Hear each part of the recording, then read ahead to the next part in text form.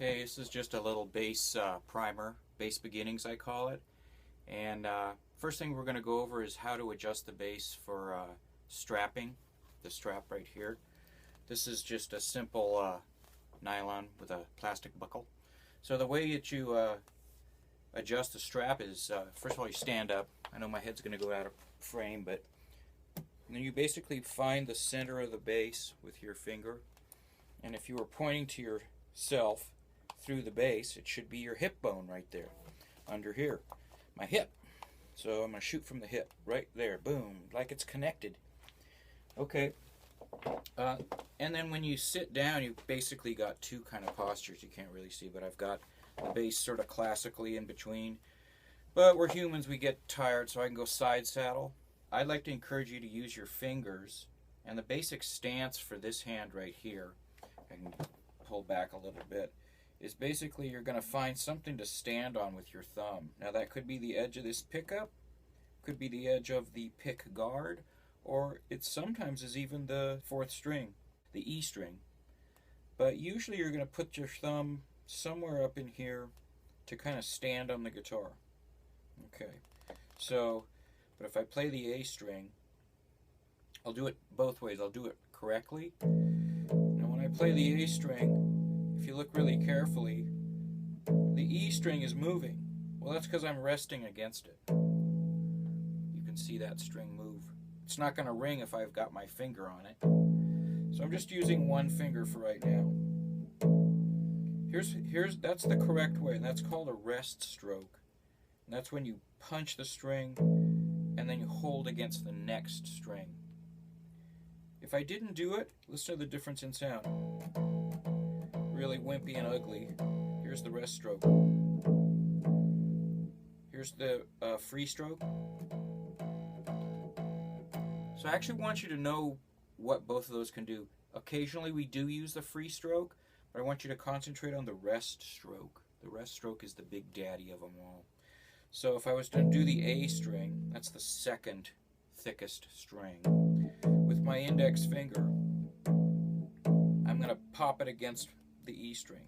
So everything's working great. Now, you do want to get your other finger involved. This is called your index finger, this is your middle finger. And basically we walk with them. The problem is they're not the same size, obviously. If you look at your own finger, it's like, well, how do I do that? So what you do is you favor the index finger side, and you sort of come at a slant. You'll have to kind of figure out how that works for your hand. But so you want to kind of jockey around and find where that standing would be right there. And you basically play from these muscles, the big fist muscles, not these little knuckles. You play from the big ones, these guys. So you'll kind of feel like your fingers are Frankenstein legs and you're walking very stiffly, but that's the muscle that you want to develop. And then when you do 1 and 2, or index and middle, you should be about wrangling it just about so they're about the same height. Though the second finger can bend a little bit, it just is kind of natural. So if I played that A string back and forth with a beat, 3, 4, 1, 2, 3, 4, my index finger is on the beat, my middle finger is on the upbeat. So pretty basic stuff. But this is what we're talking about, is getting the right hand. If you did that a long time, you might get a blister. So you got to kind of get into that, and you've got to temper those fingertip. The flesh on your fingertip can get really tender and blister. So take it easy on it. Don't kill yourself on the first couple days. Get a couple touches in and sit up like that. Maybe a metronome. That's going 120 right there. Anything like that is good. Now if I change strings, I'll go up to the thinner string. You can monkey around with both strings.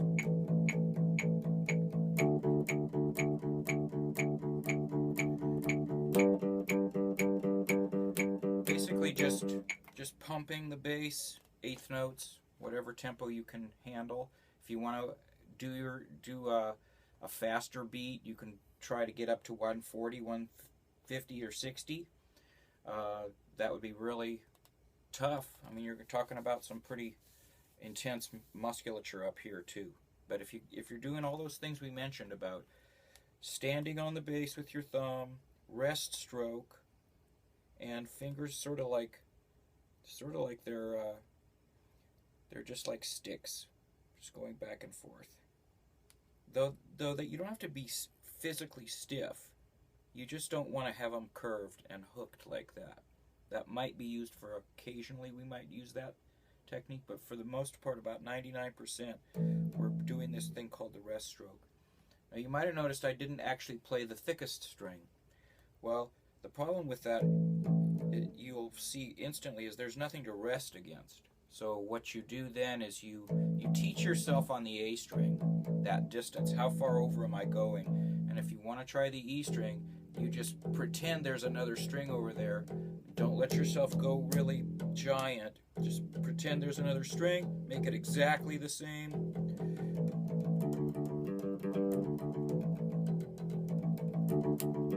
You don't even have to let the strings ring. You can just put your fingers on here like as loose as a feather.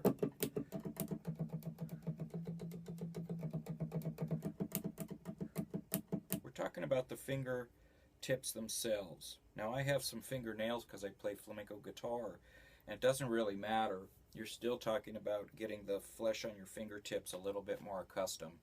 Eventually you could use your thumb the other direction and have it rest stroke down, but those are just single strokes. But that's sometimes nice to have another touch that you use.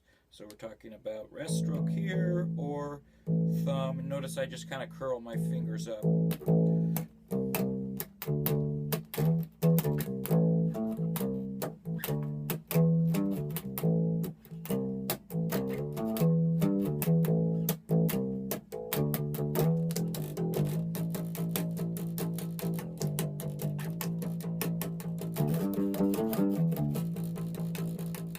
Basically, I'm just standing on sort of the edge of that pick guard.